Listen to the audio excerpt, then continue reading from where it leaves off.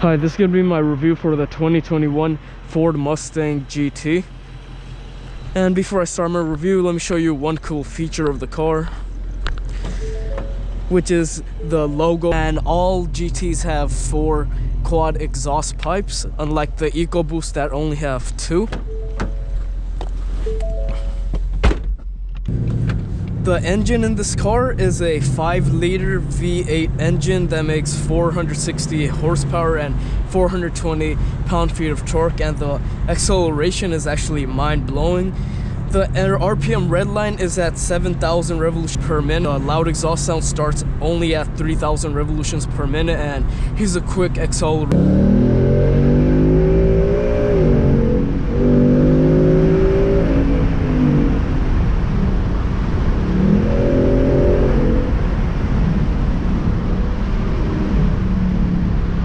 And the acceleration pushes you back on your seat.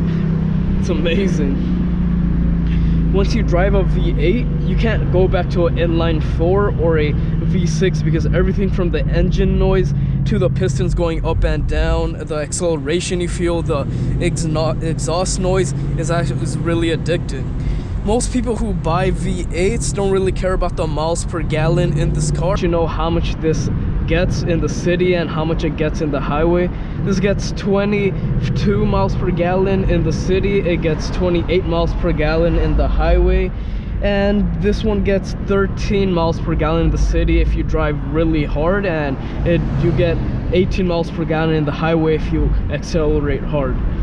I mean, the miles per gallon is for those people who care because they want to eventually buy a Huracan in the future and want to save as much money as possible, or a McLaren. Naturally aspirated engines sound really good because they are loud, but I have to say the inline 4 turbo on the Mustang sounds almost as good because of that turbo noise.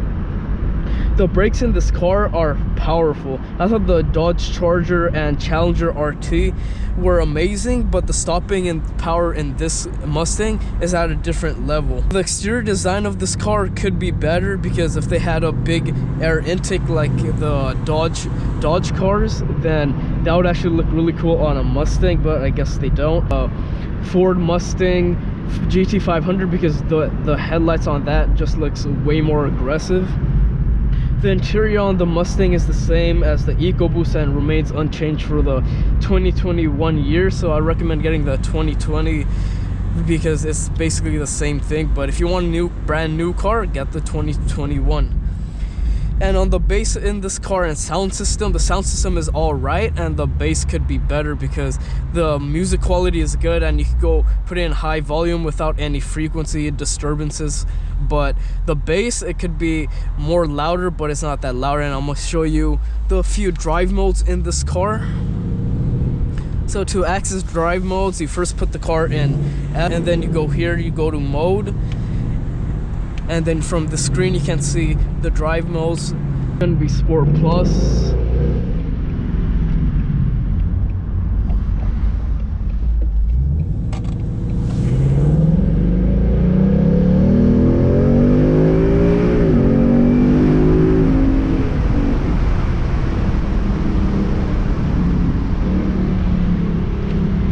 This is going to be track mode. I would recommend to use this in only a track and not on the freeway, but the regular streets is fine, because just because the traction control is off doesn't mean you shouldn't be able to experience like the best power that this thing can offer, because with track mode you basically get a further increase in acceleration, as you can see here, and the exhaust is louder.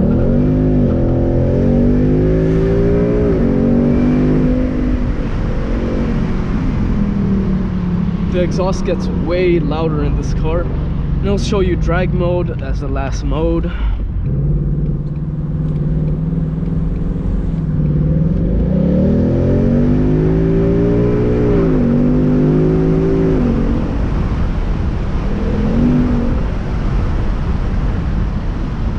And that'll be all for my review.